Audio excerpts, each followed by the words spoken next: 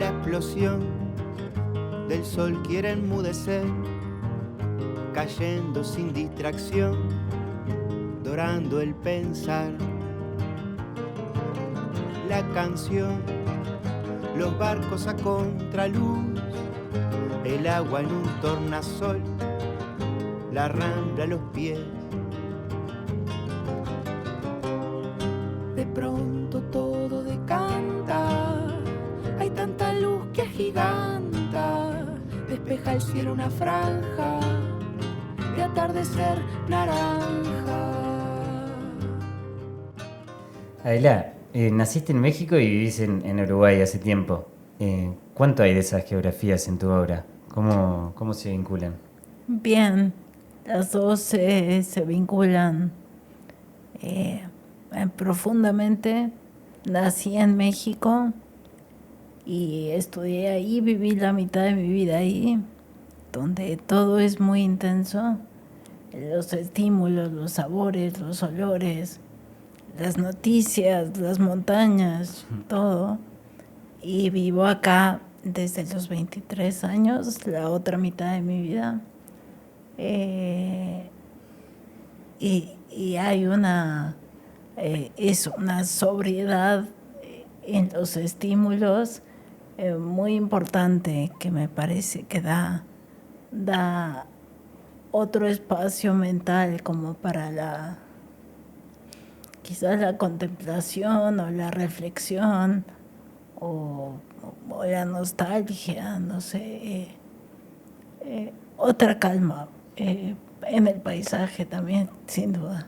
Sí, bueno, yo de hecho soy de Córdoba y vivo acá hace un tiempo, o sea, hace 6 años, pero me pasó lo mismo. Si bien Argentina es distinto a México, pero digo, como que hay algo del contraste entre las intensidades y la calma que hay acá que bueno, que me imagino que se hace en obra, ¿no? O sea, que...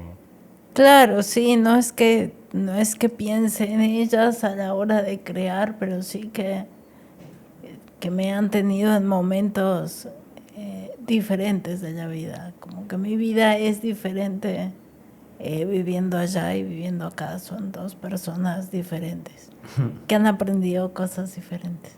Seguro. Bueno, muchísimas gracias por estar acá, de verdad, y es hermoso poder conversar contigo. Gracias. Gracias por la invitación. Bienvenidos, bienvenidas a este episodio número 22 de Atardecer Naranja. Estamos con Adela Casacuberta. Desde una práctica que transita el color, la cerámica y la instalación, Adela Casacuberta ha construido un territorio propio donde la materia se vuelve pensamiento sensible. Nacida en México y radicada en Uruguay desde hace más de una década, su obra dialoga tanto con la intensidad sensorial como con la contemplación introspectiva. Formada en arte y diseño, su trabajo se despliega entre la experimentación plástica, la docencia y la reflexión sobre los vínculos entre cuerpo, técnica, fragilidad y potencia. En sus piezas más recientes, donde el barro y los hongos se expanden como forma de vida, la artista compone un lenguaje en el que lo orgánico y lo simbólico conviven entre sí sin jerarquías. Dice que gran parte del trabajo se trata de equilibrar cosas hasta formar la figura que querés, sabiendo que muchas se van a romper. Esa afirmación, lejos de sonar como un gesto romántico, condensa una ética de reconciliación con la fractura. En su obra, el autorretrato y la autoficción no son ejercicios de introspección narcisista, sino ensayos sobre la vulnerabilidad compartida y las posibilidades de crecer colaborativamente. El cuerpo, presente en la obra incluso cuando parece ausente, es el territorio donde la materia y la emoción se reconocen. Amasar, cortar, rasgar o pintar son en ella gestos vitales antes que recursos formales. La enfermedad, asumida como condición de existencia más que como un límite, ha reconfigurado su manera de percibir y trabajar, abriendo un espacio de colaboración que resignifica la noción de autoría. Conversar con ella en el Montevideo de hoy implica detenerse a pensar en la creación como un acto de interdependencia. Sus obras nos devuelve preguntas urgentes sobre lo que los cuerpos recuerdan y lo que la materia enseña. En un tiempo donde la velocidad amenaza con vaciar de sentido los gestos, su trabajo reinstala la posibilidad de una lentitud creadora.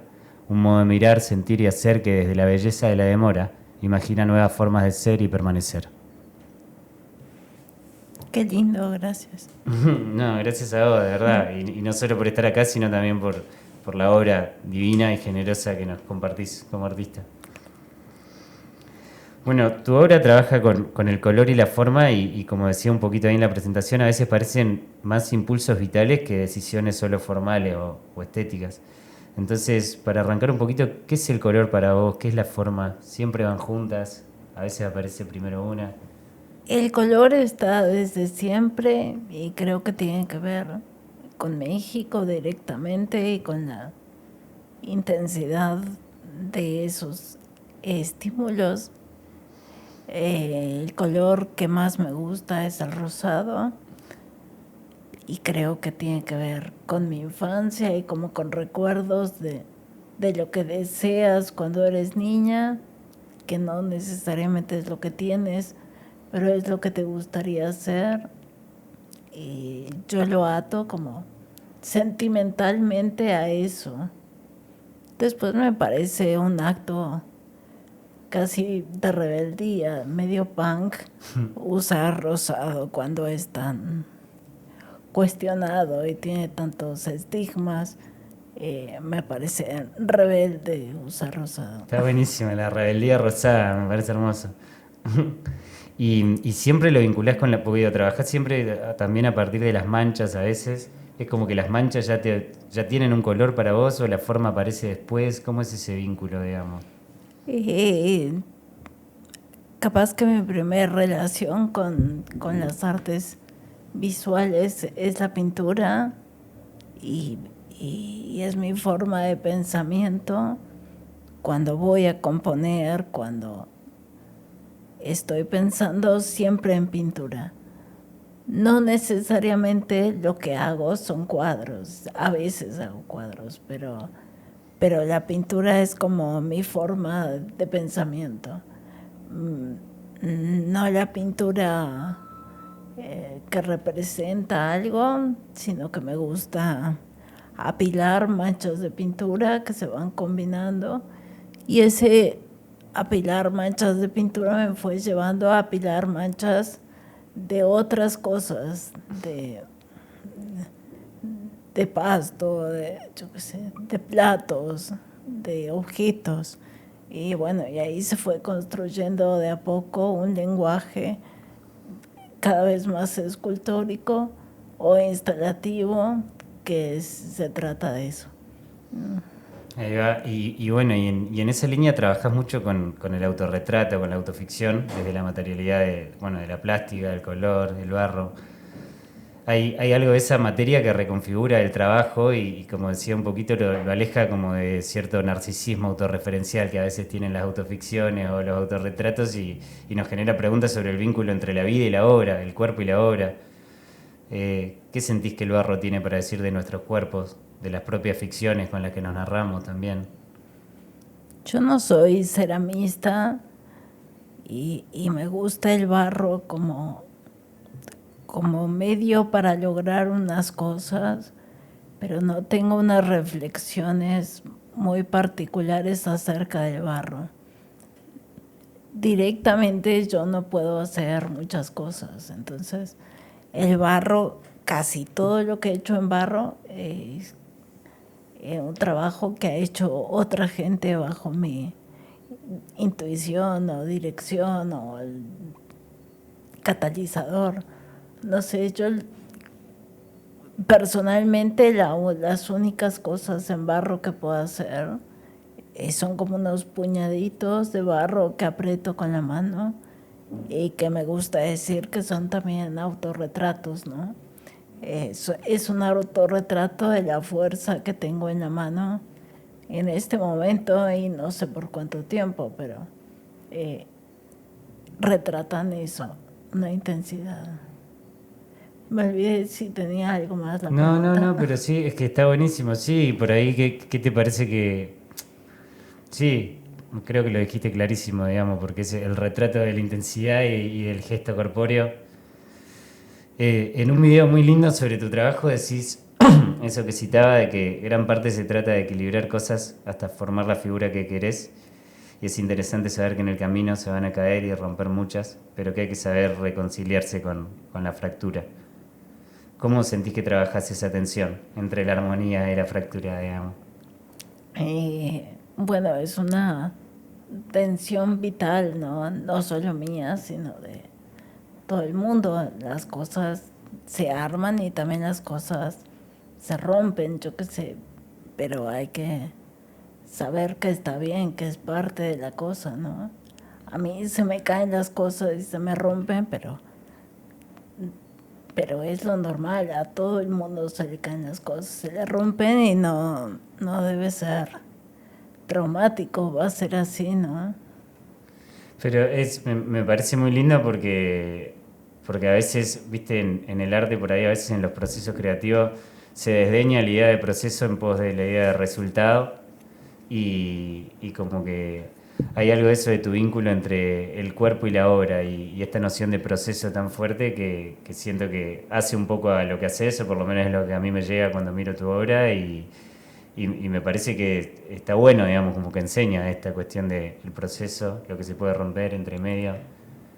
Tengo muy poco control de lo que...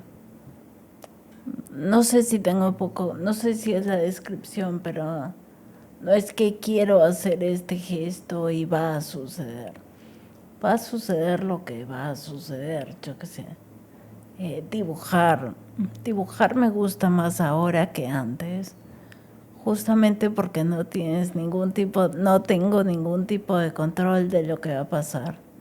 Entonces, capaz que antes estaba más la frustración de no estar dibujando como querrías.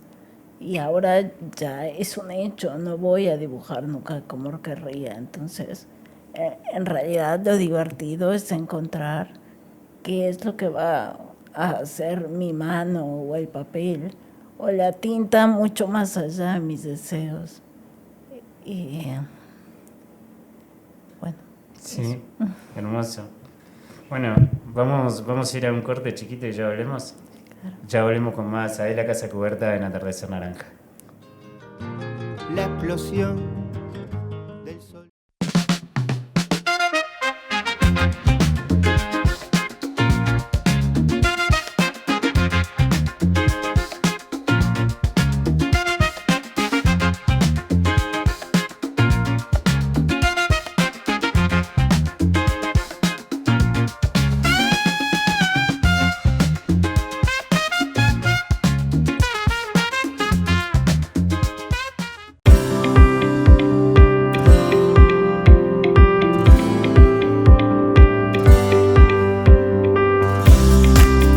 Bueno, veníamos hablando un poquito en el corte y te decía que para mí hay algo muy lindo en tu trabajo que tiene que ver con el vínculo entre el cuerpo y la obra, que a veces incluso creo que porque somos re animales de lenguaje, digamos, y estamos ahí como con un montón de ruido, en todas las disciplinas artísticas a veces ese vínculo entre el cuerpo y la obra se escinde un poco, digamos, y pareciera que uno crea más solamente con la mente, digamos, que sé yo, no sé, como con la emoción, pero desde un lugar más esencial. Entonces, bueno, si nos podés contar un poquito más, ¿cuál es para vos así la relación entre la obra y el cuerpo? Sí, mi relación con mi cuerpo es como inevitable, por más que trato de hacer la negación todo el día, cada cosa es muy difícil de ejecutar. Entonces, en vez de oponerme a esta relación con mi propio cuerpo, mejor la uso para trabajar a través de ahí y evidenciarla. Es lo que hay. Sí, pero queda como planteado desde un lugar ético, no solamente estético, re lindo en tu trabajo. Y es muy interesante también eso, cómo te vinculás con la fragilidad en relación con esto, porque, bueno, lo que decía, el yeso, el barro, el papel implican una resistencia física, también ductilidad, pero entonces amasar, cortar, rasgar, pintar son como gestos performáticos también en el proceso creativo. ¿Qué sentido adquiere para vos ese hacer corporal en la práctica? Sí. Capaz que mi práctica es en la computadora, escribiendo, pensando, organizando. Siempre tengo ideas muy grandilocuentes y atrás hay una superproducción que hay que llevar a cabo. Y hay unos momentos donde me pongo a crear, pero en realidad son capaz que más mínimos que lo que pasa con mi cerebro. Claro. Y bueno, y cuando es el momento de hacer, tengo que reconciliarme con lo que pueda hacer. Entonces, si quiero rasgar un pedazo de papel, es con los dientes,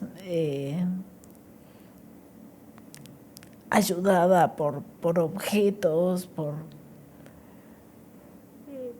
hay una relación de tratar de resolverlo,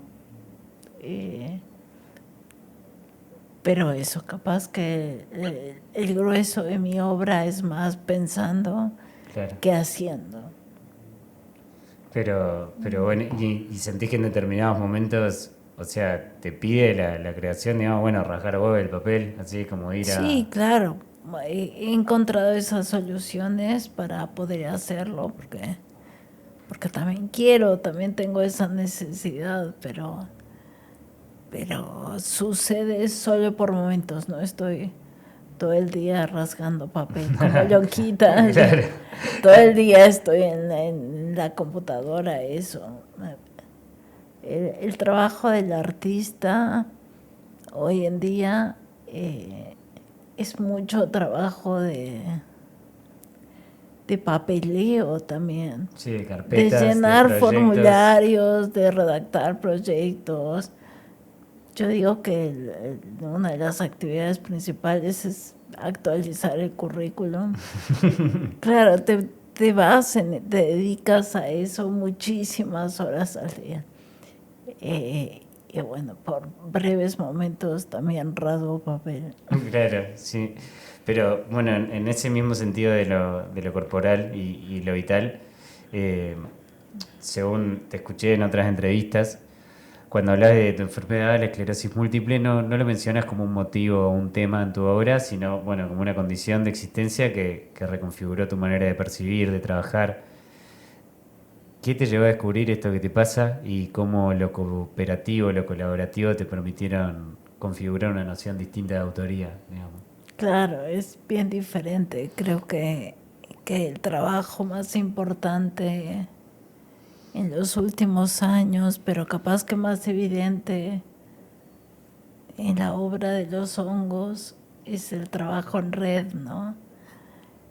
Cómo las redes son lo que han permitido la vida, la biosfera, yo qué sé, una cantidad de cosas, cómo interaccionan hongos y plantas y gases y trato de entender los cuerpos como, digo, además está muy en boga, hay muchos autores muy importantes hablando del tema, de entender el cuerpo como algo híbrido que va más allá de tu cuerpo, tú solo, sino bueno, mi cuerpo también es mi silla y cómo me relaciono con ella y los inventos técnicos o las ayudas de otras personas. eh, Todo eso es en mi cuerpo. Está buenísimo, está buenísimo. Y justamente la otra pregunta iba en relación a eso, porque bueno, en las últimas obras trabajaste mucho con los hongos, con el universo de lo micelar. Para mí es re interesante cómo el micelio opera como materia y metáfora al mismo tiempo, o sea, invitándonos a pensar en eso, en la interdependencia colaborativa, los sostenes invisibles. Entonces iba por ahí, un poco lo estabas contando, pero ¿qué te interesa de ese universo orgánico en el que el micelio piensa en red? ¿Qué tienen los hongos para enseñarnos en términos éticos y estéticos? Un montón, no soy una especialista, soy una admiradora del tema, pero yo creo que en este momento tan urgente tienen todo para enseñar, ¿no? Todo para enseñar cómo se puede funcionar como en equipo, en conjunto, y poniendo todos una partecita de lo que se puede lograr. Yo estaba leyendo un libro de hongos de un divulgador muy de moda en este momento, que se llama Merlin Sheldrake. Y estaba leyendo el libro y me iban cayendo una cantidad de fichas. Y llegó a mi cabeza en ese segundo cómo quería hacer la obra de los hongos rosados. Escribí de una carilla y ese fue el texto que bajó a mí, yo qué sé. Fue como muy, muy clara como la reflexión y las posibilidades. En una obra anterior ya había intentado sembrar hongos en mis obras. Yo trabajo con un equipo maravilloso que da cuerpo y posibilidades y talento y aportan una cantidad de cosas nutritivas a mi obra. Y Cecilia Morales, su obra personal es hacer esculturas que siembra con hongos también. Y dije, esta es la persona ideal que tengo que invitar para saber cómo sembrar hongos en mis esculturas. Entonces le planteé la idea, le gustó, sembró hongos en mis esculturas y se tuvo que ir de viaje. Me dejó las instrucciones de cómo hacer que crecieran los hongos. Y lo hicimos con mi familia, pero somos medio inútiles para estas cosas, claro. Cero constancia, pedirle a los niños que rieguen, yo qué sé. Claro. No fue así, wow. E igualmente los hongos crecieron unos días antes de la expo. Y hablando con Cecilia, me dijo, es que capaz que le tendríamos que haber dado, no me acuerdo, menos luz o más oxígeno. Y ahí me di cuenta, claro, que también era un proceso hasta cierto punto manipulable. Y se me ocurrió plantear el tema de la fructificación sincrónica, o sea, que muchas personas al mismo tiempo, teniendo una escultura en las mismas condiciones, tratáramos de al mismo tiempo crecer los hongos y funcionó. Ahí va. Así que para la expo del Museo Nacional de los Hongos Rosados hubo hongos crecidos sincrónicamente por mucha gente. Es tremendo porque, digo, volviendo un poquito a lo que hablábamos antes, digo, ahí también hay algo de la autoría que aparece de manera en red, digamos, y no solo en un sentido individual. Y para mí hay algo re interesante, bueno, un poco de esta lectura que estás citando, pero de algunas cosas que me gustan a mí también es... Hay algo interesante en el pensamiento posantropocéntrico también, digamos, ¿no? Así como corriendo la figura humana del lugar, digamos, ahí se abren nuevas maneras de pensarnos también, me parece, ¿no? A mí me encanta y me gusta que esté tan en boga y que haya tantos pensadores planteándolo. Para mí hay que apoyar la idea de correr al humano del centro. No tendría por qué ser centro de nada si hay millones de cosas sucediendo al mismo tiempo. Está buenísimo y profundicemos un poquito en eso. ¿Por qué? ¿Qué te parece que... ¿Cómo podemos imaginarnos un mundo posible con el humano no en el centro, sino como parte, en red, digamos? Yo la veo muy difícil, pero porque somos bien vanidosos. Sí, total. Somos un bicho en particular con unas características, pero bueno, si pusiéramos un poquito más atención a lo que está pasando alrededor, quizás no estaríamos en el desastre en el que estamos metidos, ¿no? No tengo una teoría ni una línea clara que deberíamos seguir, pero sin duda que no lo estamos haciendo demasiado bien. Sí, o por lo menos no sé, ¿viste? Pensar que no somos tan importantes, digamos. Me parece que sería un punto de partida, digamos, por lo menos. Como... Planeta le da igual, o sea, no es que el planeta sufre, el planeta le lleva 2 segundos sacarse a los humanos de arriba y ya está, y la vida va a seguir y se va a volver a inventar y si no son los hongos van a ser otros.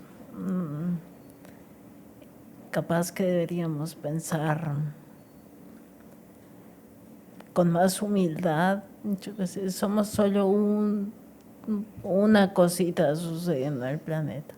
No somos el centro de lo que está sucediendo ni de lo que va a suceder.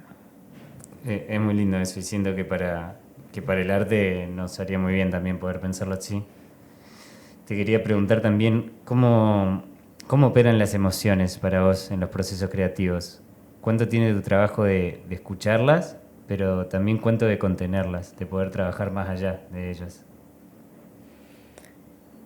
Y creo que no podemos escapar lo que nos está pasando personalmente. Yo por lo menos he como decidido hacer de eso como una materia prima, ¿no?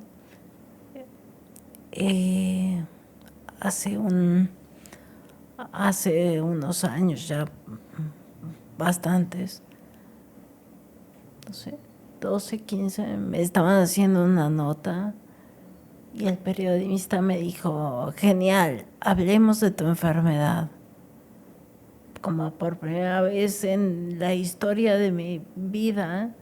Y le dije, de ninguna manera, o sea, eso pertenece a mi vida privada y no le voy a hablar contigo. Me dijo, pero a ti te parece que no nos damos cuenta que estás en silla de ruedas. Y hasta ese momento yo pensaba que todos los demás hacían la negación junto conmigo. Y claro, no me quedó más remedio que reconciliarme con la idea y empezar a hablar desde el tema, ¿no? Que realmente estaba sucediendo. No era que mi emoción al respecto la podía dejar guardada en la caja. La emoción al respecto es el centro de lo que está pasando, entonces mejor evidenciarlo. Sí, o sea, yo coincido y también esto capaz que pertenece más al territorio del lenguaje, pues estoy pensando ahora contigo, pero una vez en una clase de dramaturgia nos decían que a veces hay que poder escribir más allá de las emociones, o sea, como que si estás muy obcecado con una idea, digamos, demasiado atrapado por una emoción, capaz que no te sale lo mejor escribiendo. Al mismo tiempo creo que hay que poder conectar con las emociones para poder escribir, pero entonces pensaba, digo, como en ese equilibrio o en... Y no todo se hace desde la emoción. Digo, a veces estoy escribiendo un texto cerebral que tiene que ver con unas ideas y que no es tan importante como me sienta en ese momento. Yo qué sé, las ideas se componen de muchas partes. de bueno. Y bueno, a mí hay algo que me interesa de la idea de la técnica y una vez también me compartieron una frase que nada, quería traerla como para pensarla juntos contigo, que es la idea de que la técnica es una herramienta para recuperar la inocencia, como de que nos entrenamos en un oficio, hacemos técnicamente algo como para poder olvidarlo de alguna manera y poder volver a hacerlo como si fuera por primera vez, digamos. Entonces, preguntarte cuánto tiene un proceso artístico para vos de creación, o sea, de creación de algo nuevo, y cuánto bien de olvidar lo que ya sabemos para conectar con un saber capaz más originario, que ya traíamos, que lo teníamos más guardado en otro lado. Sí, creo que no te puedo responder esa pregunta. No me doy cuenta, no domino ninguna técnica en particular. O sea, no es, ay, Adela es una gran pintora. No, la verdad que no. Pinto cuadros, pero no tienen que ver con que técnicamente sepa cómo pintar cuadros o con que técnicamente sepa cómo resolver el barro, ¿no? Creo que la técnica en mi trabajo está ocupando poco. Creo que me junto con gente que sí sepa la técnica de las cosas para esta obra tan grande. Nos acercamos a la Facultad de Artes a pedir ayuda y por suerte el taller Artes del Fuego y su docente Juan Bandera abrazaron el proyecto y les pareció una buena idea. Erika Bamonde, que es una de sus docentes, se puso la tarea al hombro durante meses de sacar adelante una producción de cientos de kilos de barro en tiempo y nos apoyamos en todos los conocimientos técnicos de ella y el equipo docente del taller. Yo tengo unas ideas que tienen que ver con colores y a Erika por suerte le gusta inventar colores y entonces ella, que sí sabe la técnica y la química del color, me iba diciendo vamos por acá e inventamos unos colores, pero técnicamente me apoyo en gente que sí sepa de técnica. No, bueno, pero está buenísimo, digamos, porque a mí me parece que aparece el equilibrio digamos, entre, no importa quién es de qué, digamos, pero entre la técnica y la inocencia, digamos, también, y no sé si te pasa, pero es como que siento que hay algo en los procesos creativos que tiene que ver con, siempre empezás de vuelta, digamos, digo, si bien vas haciendo un acervo, trabajás hace un montón de años, hay algo de que ante cada idea nueva, ante cada proyecto nuevo, hay cierta cosa primaria, ¿no? Como... Sin duda, siempre intentar algo nuevo. Yo técnicamente no soy un prodigio en ningún campo, pero no pienso mis proyectos técnicamente, técnicamente invito a colaborar a alguien que sí sepa y yo pienso el proyecto o imagino el resultado que quiero, pero lo resuelve alguien que sepa mucho del tema. Y en el camino un poco voy aprendiendo, pero tampoco me voy volviendo una experta en cerámica, por ejemplo. No, bueno, igual está buenísimo porque desde ese lugar de aparente, bueno, de repente no te especializás técnicamente, pero tenés ideas súper ambiciosas, digamos, así, y eso es como re interesante, re picante, digamos. Sí. Las ideas son ambiciosas y siempre hago eso de, no sé, poner la carreta delante de los bueyes y plantear una idea súper complicada y luego pensar cómo resolverla. Me gusta producir cosas. En los albores de mi vida, cuando estaba estudiando, la universidad, la UNAM, entró en huelga mucho tiempo. Y con mis amigos, no me acuerdo cómo, pero nos acercamos a la escuela de cine de otra universidad, sabiendo que los cineastas quieren estudiar para directores, guionistas, fotógrafos, en el caso más alocado, pero nadie quiere ser el productor ni el director de arte. Y entonces nos acercamos a trabajar, a ofrecernos para trabajar en sus películas de estudiante. Estábamos encantados. Ellos felices de que alguien les resolviera la cosa y nosotros encantados de aprender cómo hacer cine. Y producir es algo que siempre le he encontrado mucho placer. Creo que tiene que ver con ser un poco controlador y saber que tiene que suceder las cosas en tal momento y a tal hora. Y bueno, y me gusta producir mis ideas. Está buenísimo. Bueno, vamos a ir a otro corte y volvemos y miramos un poquito las obras y comentamos como para cerrar. Claro que sí, gracias. Dale, gracias a vos. Ya volvemos con más Adela Casacubierta en Atardecer Naranja. La explosión del sol.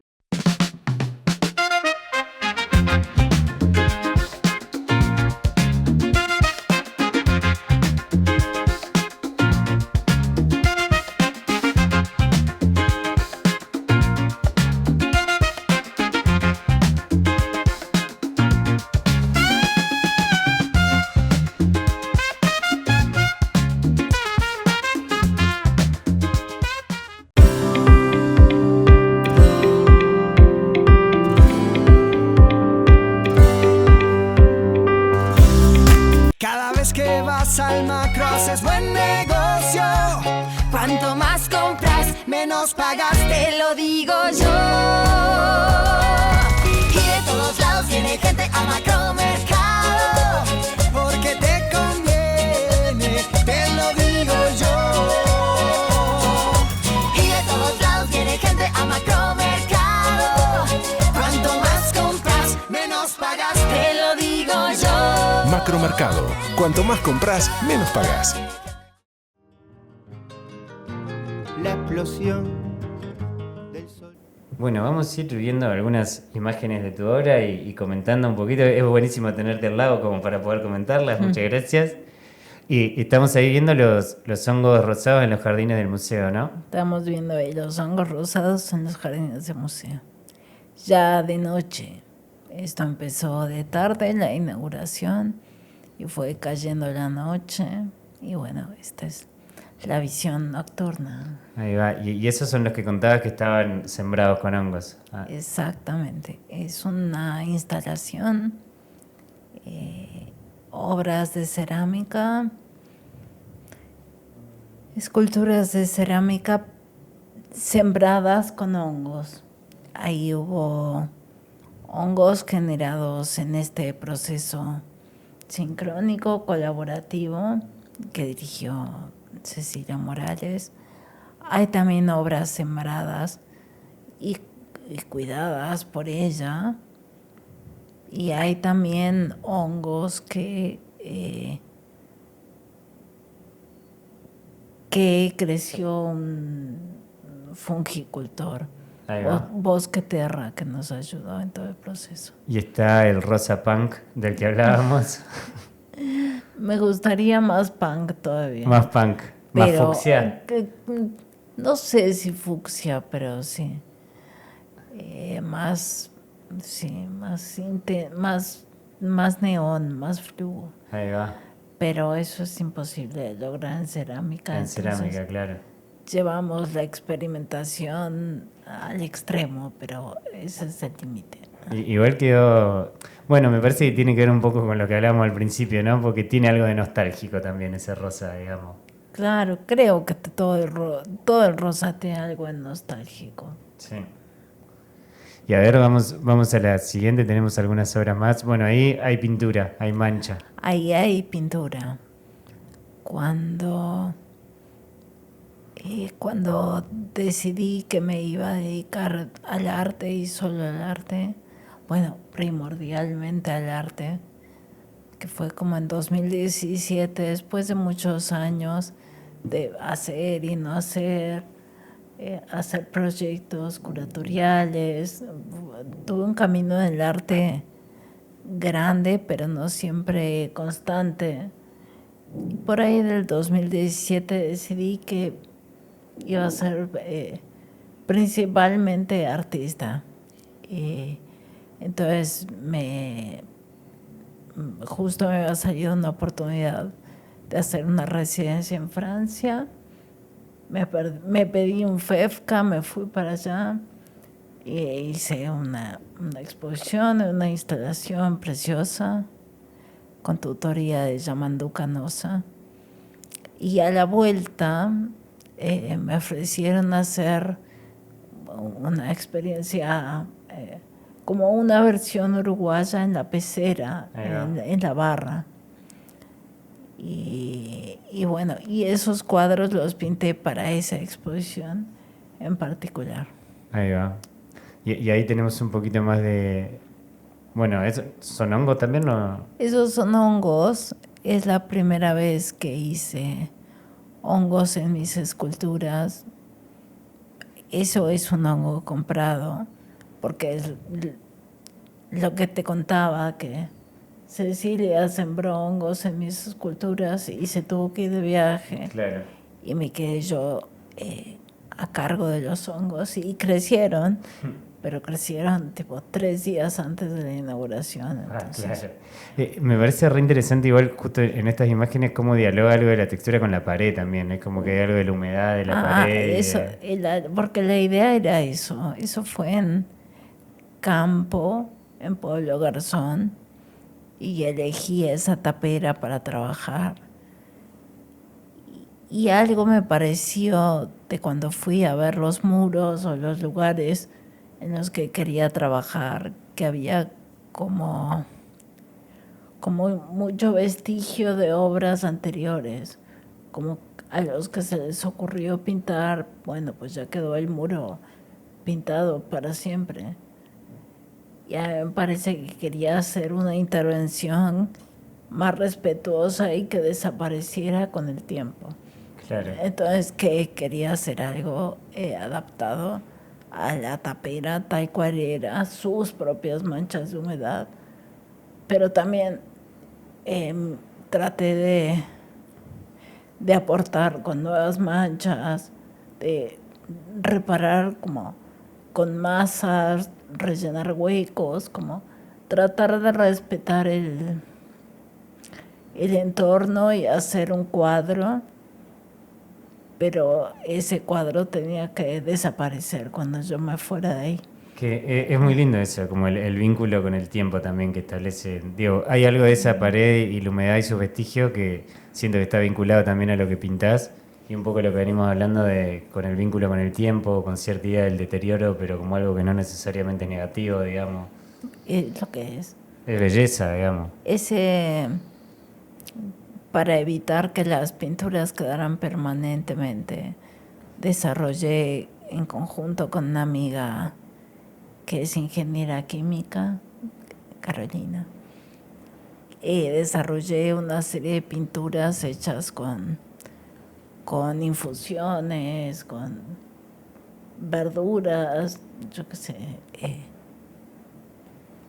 Y la idea fue ir pintando con eso, esperando que desaparecieran con el tiempo. Supongo que se deben haber borrado poco tiempo después. Y bueno, y la idea es eso, como traer los hongos, como hacer también una vida nueva planteada por mí, ¿no? Los hongos no estaban ahí, pero en las esculturas iba a haber como nuevas formas de vida que eran los hongos. Y ahí fue que hice mi primera incursión en sembrar esculturas con en el mundo fungi. Ahí va. Y a ver si hay alguna más por ahí. Bueno, tenemos ahí de vuelta pintura. Eso es la Feria Artco, una feria de arte contemporáneo para vender obra, galerías y artistas. Estuvo re lindo en un piso muy alto del World Trade Center. Hay como un paralelismo medio raro también entre las cosas apiladas y los edificios. Sí, claro, sí, esa fue la idea. Llegamos al lugar y dije, bien, yo quiero ventana, obviamente. Claro. Bueno, Adela, la verdad que ha sido, para mí tremendo aprendizaje y tremenda oportunidad conversar contigo. Te agradezco mucho por estar acá. Muchas gracias. Muy lindas preguntas y un placer. Bueno, gracias. Comentarles también a todos y a todas, como decimos siempre, vayan a Cinemateca, que Cinemateca tiene unas salas divinas, se escucha re lindo, se ve re lindo, tienen tremenda programación, así que bueno, vayan a Cinemateca y gracias a Cinemateca también por las entradas que nos comparten para sortear con los televidentes. Pueden participar por el sorteo para entradas de Cinemateca por redes sociales. Y bueno, y Adela, a vos por venir. Tenemos un pequeño obsequio, un regalo. Es un vino de Luca, de las bodegas de Luca, un vino indígena para vos. Perfecto. Para que lo disfrutes. Gracias, muchas gracias. No, gracias a vos, de verdad. Y bueno, gracias a todos y todas por estar acá en este episodio número 22 de Atardecer Naranja. Nos vemos el jueves que viene para seguir conversando con artistas y personas vinculadas a la cultura.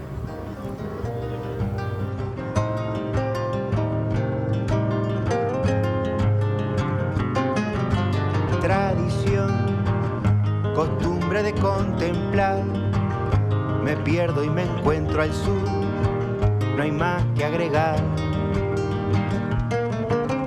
Pescador, su lance me impresionó, pa' usted yo sé que es normal, secretos al mar. la espera no se percata, futura noche que avanza, primer anhelo, esperanza, danza que tensa el final, de pronto todo decanta, y hay tanta luz que agiganta, despeja el cielo una franja de atardecer naranja.